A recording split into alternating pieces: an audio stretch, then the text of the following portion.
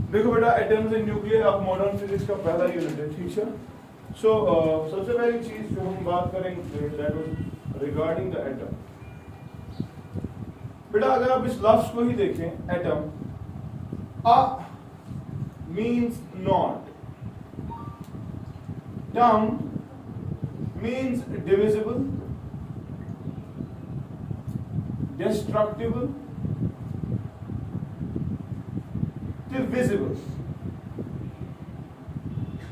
कोई ऐसी चीज जो न टूट सकती है न खत्म हो सकती है और नेक्ड आई को दिखती भी नहीं।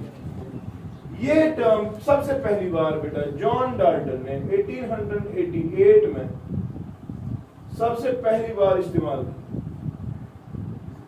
एंड हर का सब्सटेंस जो भी दुनिया में है वो बना हुआ है किसी tiny indivisible, indestructible, invisible particle का, and that particle is called as an atom.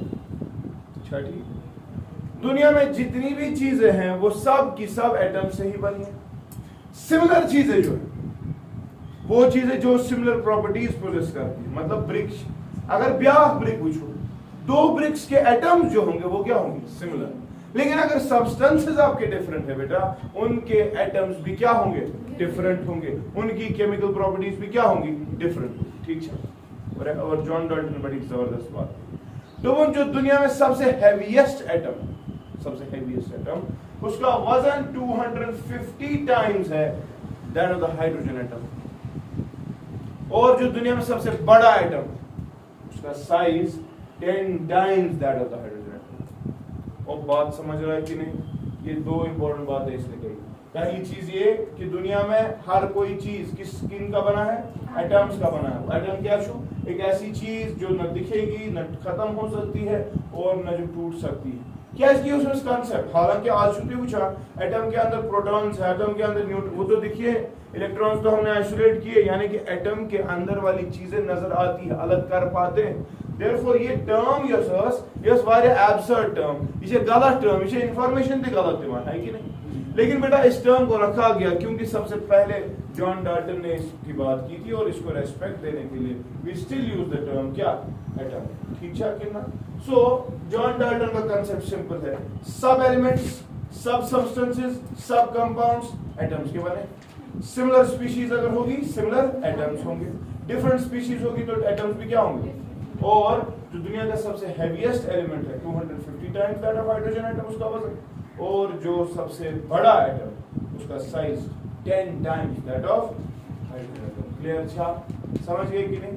तो इस बंदे ने बड़ा इजीली एक्सप्लेन कर दिया कि एटम किसके, एटम की स्टेबिलिटी क्या है। ठीक है, उसमें काफी प्रॉब्लम ठीक। लेकिन बेटा इसकी थ्योरी में सबसे बड़ा फ्लॉ जो था वो ये कि एटम सबसे छोटी चीज, जबकि सबसे छोटी चीज नहीं।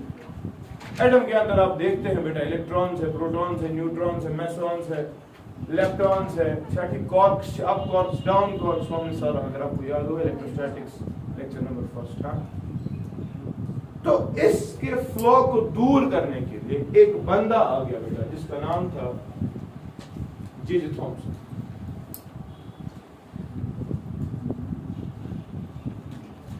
जे थॉमसन ने बेटा 1897 में प्रपोज किया एटम का एक कंसेप्ट। एम कोर प्रपोज से एटम छू क्यों, अगर ये एटम छुआनी होता लाबुट छुआना, मगर इसकी ड्रॉबैक ये थी कि एटम टूट सकता है, एटम के अंदर चीजें है। तो जे थॉमसन, क्योंकि इस वक्त तो बेटा इलेक्ट्रॉन वगैरह डिस्कवर हो चुके थे, ठीक, तो जे थॉमसन ने सबसे पहली बार एटम के स्ट्रक्चर के बारे में इंफॉर्मेशन, एटम के स्ट्रक्चर के बारे में, इसके मॉडल को बेटा J Thomson model of atom कहते हैं। कभी कभी इसको, शाबाश, इसको वाटरमेलन मॉडल भी कहते हैं, कभी कभी बेटा इसको हाँ प्लम पुडिंग मॉडल भी कहते हैं। शादी एम क्या जो थी मॉडल थे तो ना, ये इसने 1897 में बोला, ठीक है, लेकिन ये पब्लिश हुआ बेटा 1902 में। छठी सुन जो थी बात दबान जो जे थॉमसन एटम जो है it is actually sphere, it is actually of positive charge, क्या पॉजिटिवली चार्ज स्फीयर, जिसका साइज बेटा 10⁻⁻10 मीटर्स।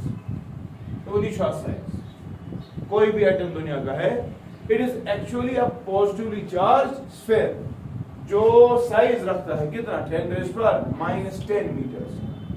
तमन अथ पॉजिटिव स्फीयरस मज आमत एम्बेड करना negative charges in the form of electrons. The negative charge is embedded uniformly, बहुत गलत बात जो इसने कही। दोपन negative charge is embedded uniformly inside the atom. क्या क्लियर छा कितना?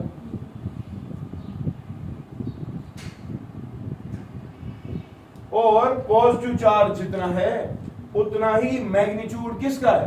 Negative charge. इसने कहा जितना पॉजिटिव चार्ज का मैग्नीट्यूड है उतना ही चार्ज किसका है? नेगेटिव चार्ज का मैग्नीट्यूड है। देयरफॉर एक एटम जो है वो इलेक्ट्रिकली स्टेबल हो रहा है। जॉन डाल्टन ने स्टेबिलिटी की कोई बात नहीं की थी। जॉन डाल्टन ने सिर्फ ये कहा था कि दुनिया में कोई भी चीज जो है वो एटम की बनी, क्योंकि उसमें जब पता कि एटम के अंदर है क्या। लेकिन जब इलेक्ट्रॉन्स डिस्कवर हुए थे बेटा, प्रोटॉन्स डिस्कवर हुए थे, इस बंदे ने ये कंसेप्ट दे दिया कि atom usually sorry positive sphere, और इस पॉजिटिव स्फीयर के अंदर नेगेटिव चार्ज को यूनिफॉर्मली डिस्ट्रीब्यूट किया गया है। और ये नेगेटिव डिस्ट्रीब्यूशन इस तरह से हुई है कि जितना पॉजिटिव चार्ज है उतना ही नेगेटिव चार्ज है, and hence an atom is electrically neutral. Clear अच्छा कि ना? लेकिन बेटा जब इसकी बात की गई तो इसकी बात में भी बहुत सारे फ्लॉज आ गए। इसने बहुत अच्छे से एक्सप्लेन कर दिया कि एटम की कुछ न्यूट्रल, इसने एक्सप्लेन कर दिया कि पॉजिटिव चार्ज नेगेटिव चार्ज कितने एटम्स में, मगर कुछ चीजें इसने एक्सप्लेन नहीं कर पाया। उसमें पहली चीज ये थी बेटा कि अगर इलेक्ट्रॉन्स एम्बेडेड थी यूनिफॉर्मली, हाँ आगे चल के जो आगे मॉडल आ गए एटम्स के, जिन्होंने ना इसका ड्रॉबैक देखा, क्योंकि तब जब इसने बोला इसका मॉडल बहुत मकबूल था बेटा। Would you believe the first बंदा जिसने इसके खिलाफ बात की उसने 1911 में बात की। तो 1897 से लेकर पहले 1902 तक ये 5 वरी बात यम यपर बे 9 वरी 14 वरियन करने अमिस खिलाफ का थी। दुनिया को कन्फर्म गोमुत जे पॉजिटिव चार्ज छुट्टी नेगेटिव चार्ज इथे गई आसान एटम।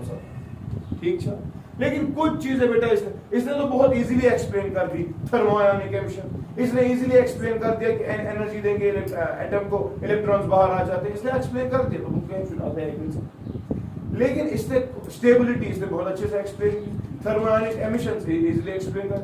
लेकिन बेटा जब इसकी बात पूछी गई कि अश्वंतस आकर यम 1900 पत मॉडल आए तुम क्या है, उनकी वजह ये थी, पहली वजह देखो तो वो जनाब अश्वंत आकर रदरफोर्ड शॉक एक्सपेरिमेंट करा जब मुझे अल्फा पार्टिकल छु लगा इलेक्ट्रॉन एटम्स में। जब अल्फा पार्टिकल जाएगा, मुझे एक बात बताओ, अल्फा पार्टिकल जब जाएगा अच्छे से समझना, and electrons are embedded uniformly छुना मैं मानता था अगर यूनिफॉर्म डिस्ट्रीब्यूशन छु, जब अल्फा पार्टिकल इसके अंदर जाएगा वो एक जैसे डिफ्लेक्शन हर किसी साइड से पाएगा ना। अगर अल्फा पार्टिकल यहां से जाएगा उसको यहां से भी वही रास्ता मिलेगा, जो रास्ता उसको यहां से मिलेगा, जो रास्ता उसको यहां से मिलेगा, जो रास्ता हर साइड से बेटा उसको सेम रास्ता मिलेगा, जिसकी वजह से वो same type of deflections poses करेगा। हर तरह की ना, लेकिन ऐसा तो नहीं देखा गया। रदरफोर्ड ने जब एक्सपेरिमेंट किया था, आपको याद भी होगा, उसने जब डिफ्लेक्शंस देखी, कुछ एक्यूट एंगल्स पे थी, कुछ 90 पे थी, कुछ ऑब्ट्यूज एंगल पे थी, कुछ बराबर 180 पे आ रही थी, याद है कि नहीं? तो अगर वो चीज हो रहा है तो बताओ ये यूनिफॉर्म डिस्ट्रीब्यूशन तो है ही नहीं, यूनिफॉर्म डिस्ट्रीब्यूशन। तो ये एक बहुत बड़ा फ्लॉ था कि भाई हमें बताओ कि जो ये अनइवन डिफ्लेक्शंस आ रही है ये क्यों आ रही है, अगर आप कह रहे हैं यूनिफॉर्म डिस्ट्रीब्यूशन। पहली बात। दूसरी चीज उसको एक्सप्लेन करनी है। दोपहर अश्वंत आकर इलेक्ट्रॉन सारी यूनिफॉर्मली डिस्ट्रीब्यूशन हेवी इलेक्ट्रॉन अच्छे क्या अंदर आप यूनिफॉर्म डिस्ट्रीब्यूशन ये इलेक्ट्रॉन एनर्जी दिमो सुबह एक्साइट सुने नेबर सारी इलेक्ट्रॉन गसन ना डी एक्साइटेशन पर सेम अमाउंट ऑफ एनर्जी वापस दी या गसन ना दी, मगर वो तो देख रहे हैं क्योंकि आप देख रहे हो different number Bohr's model of atom देखोगे तो वहां पर स्पेक्ट्रल लाइंस आ रही, याद रखोगे स्पेक्ट्रल लाइंस का मतलब होता है एक पर्टिकुलर फ्रीक्वेंसी। क्या होता है मतलब? अमिस हो गया जनाब जो ना ठीक चलो मैं एटम शीट पर एक्सप्लेन वाया स्टेबिलिटी कर एक्सप्लेन दुनिया परेशान इलेक्ट्रॉन किस कने आसान प्रोटॉन्स किस पड़ आसान पॉजिटिव नेगेटिव किस कने छु पोटेंशियल ठीक को एक्सप्लेन एमिशंस को एक्सप्लेन हीट किस पड़ करो एमिट हीट करने के बाद इलेक्ट्रॉन्स कैसे बाहर आएंगे थर्मोआयोनिक एमिशन से हमें समझ आ गया। अब एक मसला तो यह है तुम्हारे यूनिफॉर्म डिस्ट्रीब्यूशन में हमें डाउट लग रहा है और दूसरा मसला ये कि जब बोहर ने स्पेक्ट्रल लाइंस देखी उसने एनर्जी फेंकी हाइड्रोजन एटम पे अच्छा पूछा आख इलेक्ट्रॉन बदल तरीके उसने लीथियम पे एनर्जी फेंकी उसने बोला एक इलेक्ट्रॉन अलग तरीके से एनर्जी दे प्रोसेस करता है दूसरा इलेक्ट्रॉन अलग तरीके से एनर्जी प्रोसेस करता है तो बताओ अगर सब इलेक्ट्रॉन सेम जैसे थे तो बताओ ये डिफरेंट एनर्जीज क्यों आ रही है? क्योंकि spectral line corresponds to a particular energy when it corresponds to a particular energy it corresponds to a particular frequency। तो मसला ये था कि फ्रीक्वेंसी और एनर्जी जो है बेटा वो डिफरेंट क्यों आ रही है अगर आपके इलेक्ट्रॉन्स यूनिफॉर्मली डिस्ट्रीब्यूटेड हैं। ये चीज तक एक्सप्लेन करें क्या क्या करें एक्सप्लेन शाबाश इनको इजीली एक्सप्लेन बेटा क्या थर्मोआयोनिक एमिशन जिसने एक्सप्लेन कर दी इसने बेटा इजीली एक्सप्लेन कर दी electrical stability of the atom ठीक है एटम किस पर स्टेबल इलेक्ट्रिकली अच्छा ठीक न्यूट्रॉन क्या ठीक लेकिन इसको क्या एक्सप्लेन करना नहीं आया। एक तो ये कि रदरफोर्ड ने जो रिफ्लेक्शंस देखी थी रदरफोर्ड की रिफ्लेक्शंस ठीक है और बेटा स्पेक्ट्रल लाइन जो बोहर ने देखी क्या क्लियर था स्पेक्ट्रल लाइंस ये चीजें इसको एक्सप्लेन करनी नहीं आई ठीक है अलबत्ता इनका कांसेप्ट है दुनिया तो you the positive to the मगर मैं वही तो अकल लगा इस पूरे चीज को देखो ये सारा क्या है असली ज्यादा स्पेस किसने पकड़ी है पॉजिटिव ने कि नेगेटिव ने क्या पकड़ी है तो डेंसिटी किस चार्ज की ज्यादा नेगेटिव चांद उतरेगा तुम सीधे हो जाओ magnitude not only same what is density charge per unit volume किन एटम क्लियर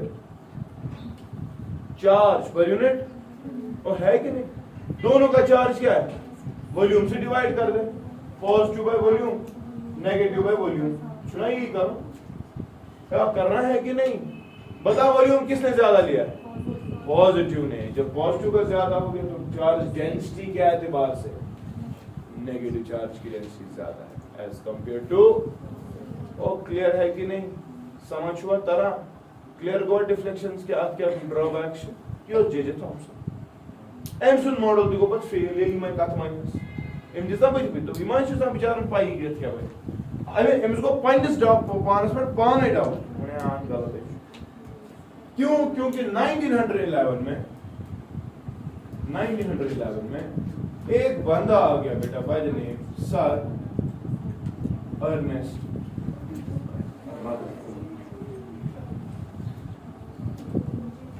रदरफोर्ड ने बदलो है दुनिया सोलर सिस्टम बेटा इसने एक फेमस एक्सपेरिमेंट किया जिसका नाम है क्या alpha particle scattering.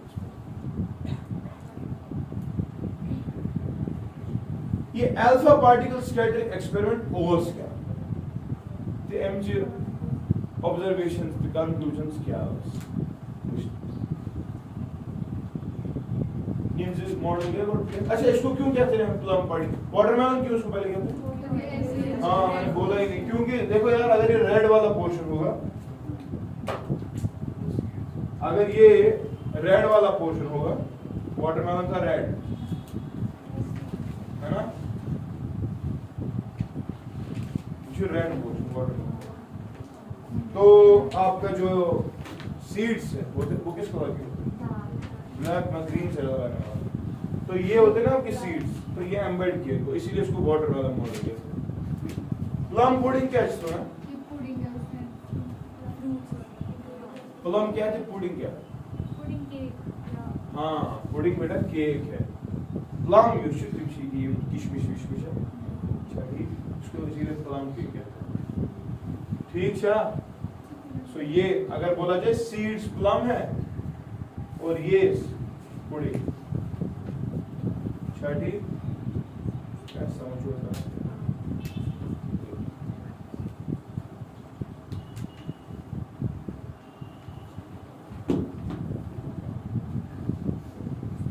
Karabat will discuss here Ernest Rutherford's model.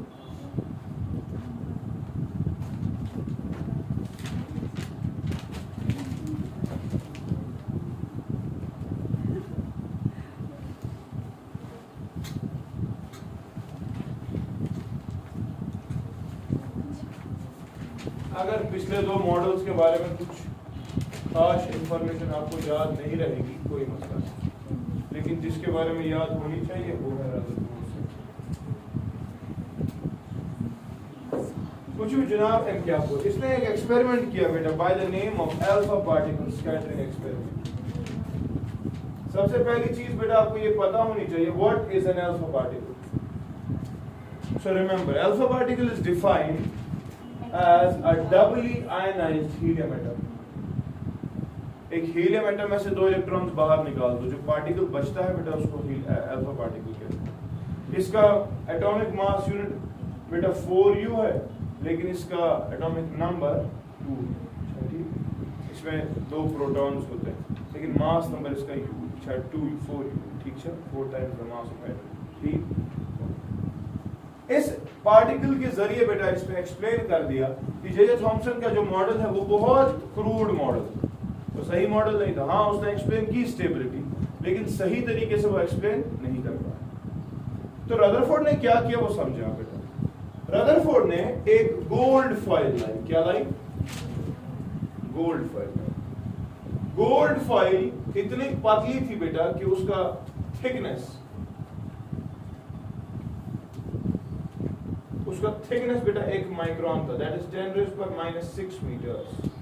मतलब गोल्ड फॉइल यानी कि शीट एक लाया था इसमें गोल्ड का। ठीक है, एटम बड़े एक्सपोज होंगे क्योंकि बहुत पतली लेयर है। समझ रहे हैं? पहली चीज। दूसरी चीज बेटा इसने क्या किया, इसने एक लैंड चेंबर में बेटा अल्फा पार्टिकल रख दिया, अल्फा एमिटर रादर रख दिया, जो अल्फा पार्टिकल को एमिट कर सकता है, और उसमें एक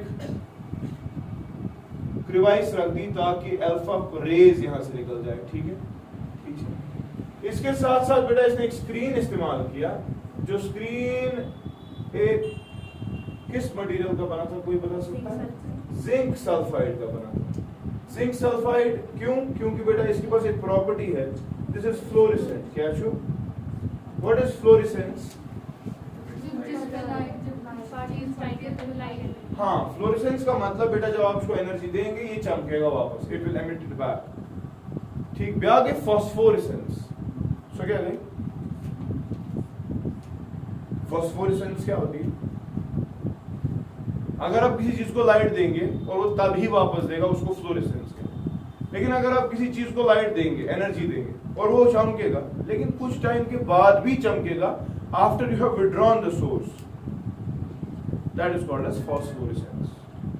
Phosphorescence is sometimes called as delayed fluorescence. समझो जरा, delayed fluorescence मतलब fluorescence से कुछ delay। मगर तुम विचु बड़ा चालाक छुस मुद्दा रदरफोर्ड एम कोर phosphorescence इस्तेमाल के एम कोर fluorescence स्क्रीन इस्तेमाल क्या है? ये दफा पे लाइट तक जे हम क्या ना दी वो बात समझ रहे? तो इसने क्या किया देखो बेटा, इसने अल्फा पार्टिकल के जरिए जब अल्फा रेज यहां से निकली बेटा,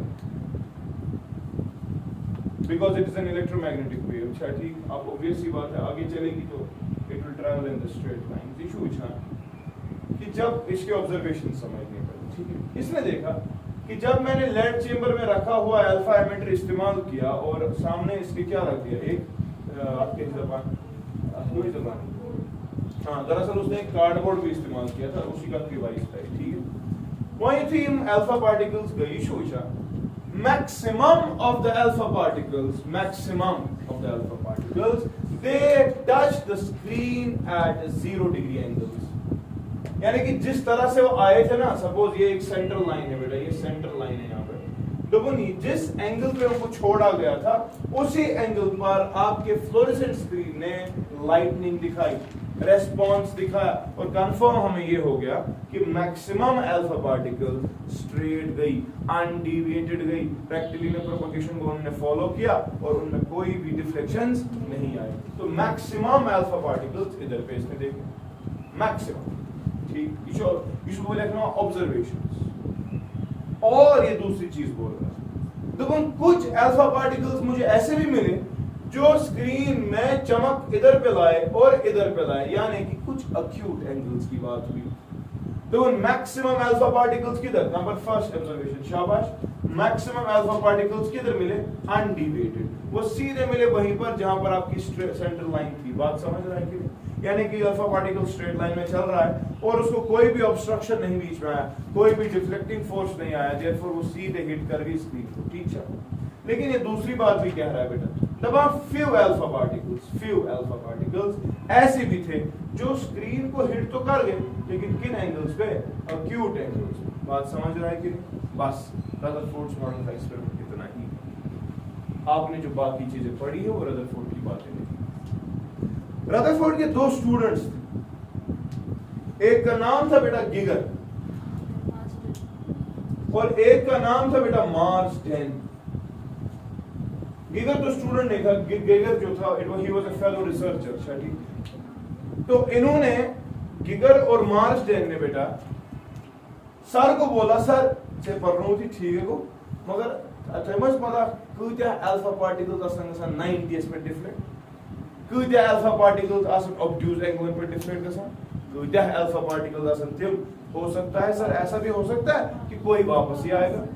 शो मगर सर से शुद्ध होमवर्क क्या हो, गिगर जो इसका स्टूडेंट था ना, ठीक सर होमवर्क इन एक्सपेरिमेंट शुरू किया, and would you believe Geiger और मार्सडेन की बातें रदरफोर्ड को शॉक कर दी, शॉक, क्योंकि इन्होंने ये नहीं बोला सर ऐसा कुछ चीज, इन्होंने एक्सपेरिमेंटल सेटअप ही मॉडिफाई किया।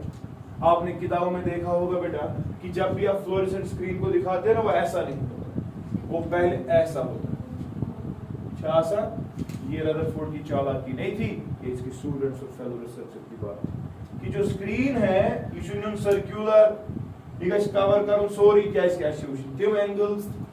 अच्छा ठीक, तो गिगर और मार्सडेन ने जब एक्सपेरिमेंटल सेटअप मॉडिफाई किया, इन्होंने तीसरा पॉइंट रदरफोर्ड के मॉडल का कहा, तीसरी ऑब्जर्वेशन रादर, ये ऑब्जर्वेशन गिगर और मार्सडेन की है, और रदरफोर्ड अपनी बायोग्राफी में लिखता है कि भाई मैंने तो इतना ही देखा था, ये तो होमवर्क था, और इस होमवर्क की बदौलत आपके पास मॉडल ऑफ एटम नया ही आ गया। यूदा शो इंपॉर्टेंस से पन्ने स्टूडेंटन दिमाग कशिर स्टूडेंट कशिर वस्ताद ने किया, कशीर मंच कश्मीर यूनिवर्सिटी में पीएचडी करना, रिसर्च करना, वर्ड लेखान साथ पानो नाम कम आसान कर शुरू पता लेखान पन्नेस नेचु सुन नाम सो आसान पाना बेस जाए कशीर, मगर यम गई ना।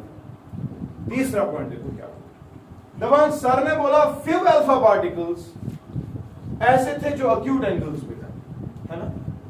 इन्होंने बोला वेरी फ्यू अल्फा पार्टिकल्स, क्या बोला,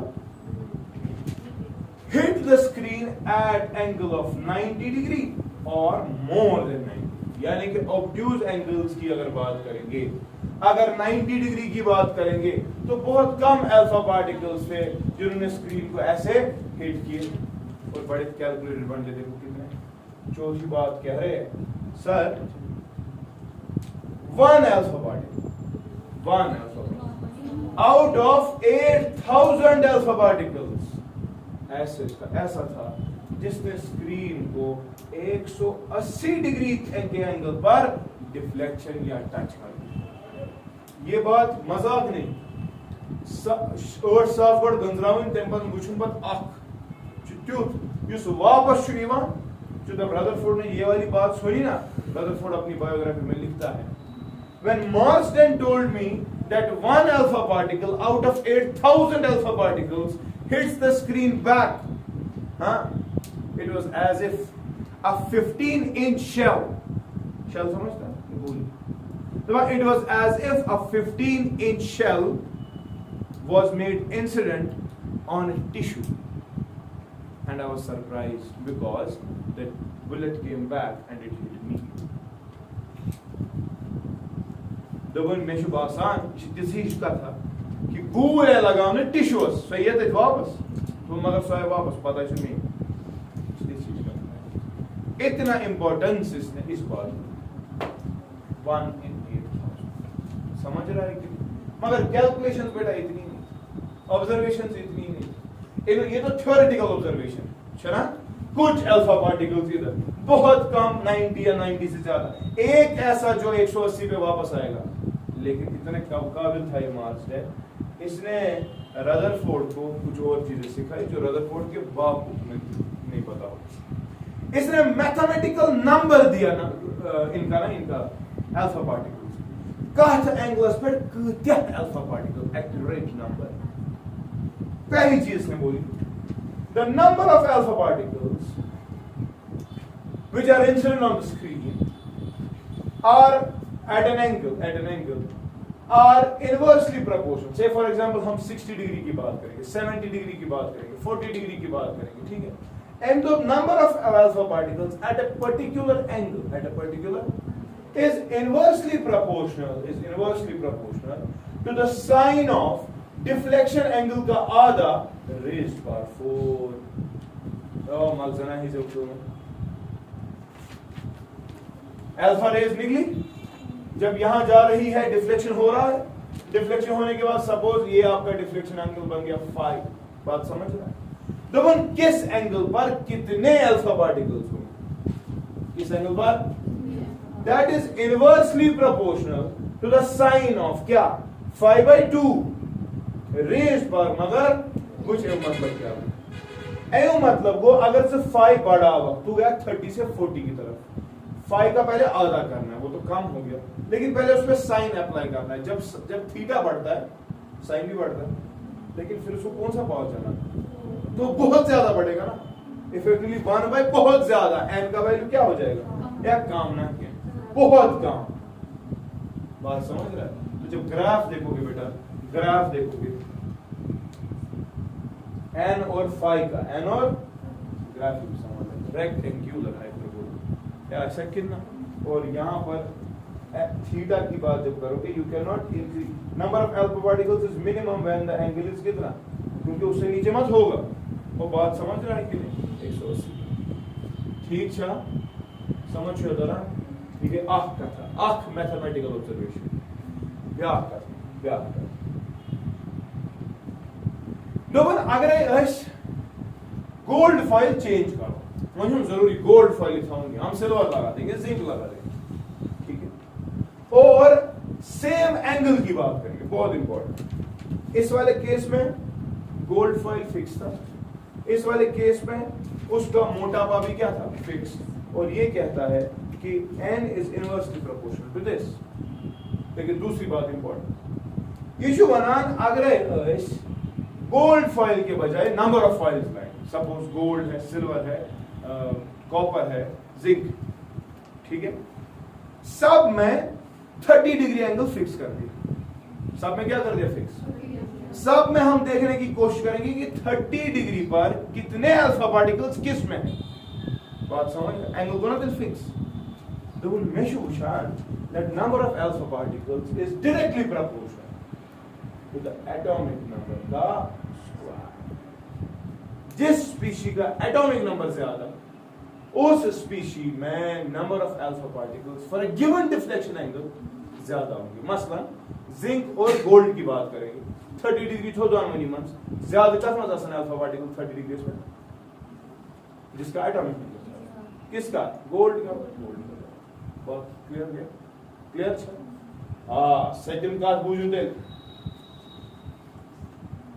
ऑब्जर्वेशन क्या है, दबान ठीक छु वंकर गोल्ड फॉइल दी फिक्स, वंकर एंगल दी फिक्स, मगर इस फॉइल का जो मोटापा वो ऊपर नीचे करते हैं, पतला करते हैं, मोटा करते हैं। बात समझ, एम दो पे आप तो the number of alpha particles for a given thickness for a given is directly proportional to the value of the thickness। Gold के 4 फॉइल्स की, एक का मोटा बहुत ज्यादा, एक उससे पतली, एक उससे पतली, एक उससे पतली, ठीक इशू ना। जिसका मोटापा सबसे ज्यादा उसमें डिफ्लेक्शन भी सबसे ज्यादा फॉर अ गिवन एंगल, हाँ, फॉर अ गिवन फॉइल। इस वाले केस में क्या क्या कांस्टेंट करना है, जेड भी और एंगल भी, और बात समझ रहा है। इस वाले केस में क्या क्या कांस्टेंट करना है, मोटापा और एंगल, और इस वाले केस में क्या क्या कांस्टेंट करना है, हाँ बताओ जल्दी, जेड भी और थिकनेस या फिक्र शो तारा ये कर को तरह में एक्सप्लेन अलग कोई ताकि तो एक चीज क्लियर अगर पढ़ो कंक्लूजन। मेरी बात समझ में क्या कह रहा हूँ, मैं तीनों चीजों को बेटा पहले कंबाइन कर रहा हूँ। तो n क्या आएगा बेटा, डायरेक्टली प्रोपोर्शनल टू शाबाश z square t divided by sine of 5/2 rays power. तो अगर यहाँ पर प्रोपोर्शनलिटी हटाएं तो कांस्टेंट आएगा ना, दैट कांस्टेंट इज मोनोसिस constant z square t divided by हाँ साइन ऑफ क्या 5/2 रेज़ पावर। या ठीक है बोल, जब आप z को चेंज कर रहे हैं ना तब t और phi कांस्टेंट है, जब t को चेंज कर रहे हैं ना तो z और phi कांस्टेंट है, और जब आप phi को चेंज कर रहे हैं z और दोनों चीजें वेरिएबल नहीं हो सकती क्योंकि ग्राफ फिर मुबारकबादी आपको, बात समझ रहे हैं। तो ग्राफ 5-6 डाल रहा हूं, मुझे बताओ यार कौन सा ग्राफ कैसा होगा, बात निकालते हैं।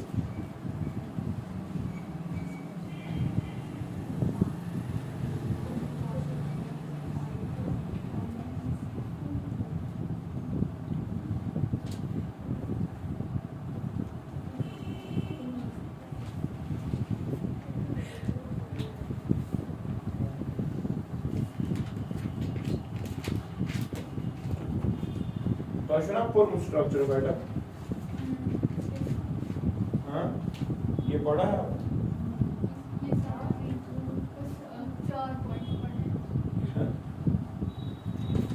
ठीक है ठीक है।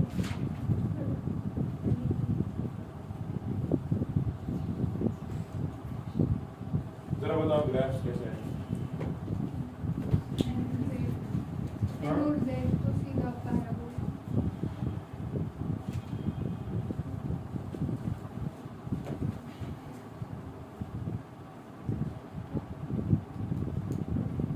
बताओ बेटा n और z का ग्राफ कैसा आएगा, it will be a parabola क्योंकि z का पावर 2 है तो राइट में सिमेट्रिक ग्राफ ऐसे होगा। अब यहां से नहीं हो सकता क्योंकि z नेगेटिव नहीं होता। n और z स्क्वायर एग्जैक्टली बेटा स्ट्रेट लाइन, इसका स्लोप कितना होगा t by m t by sin of 5/2 rays power n और t का ग्राफ अगेन बेटा स्ट्रेट लाइन, इसका slope mz square divided by sin of shabash raised by 4. What about n by this? n by n versus 1 by sin. Again a straight line. और इसका slope कितना होगा mz square t. What about this n versus this 4?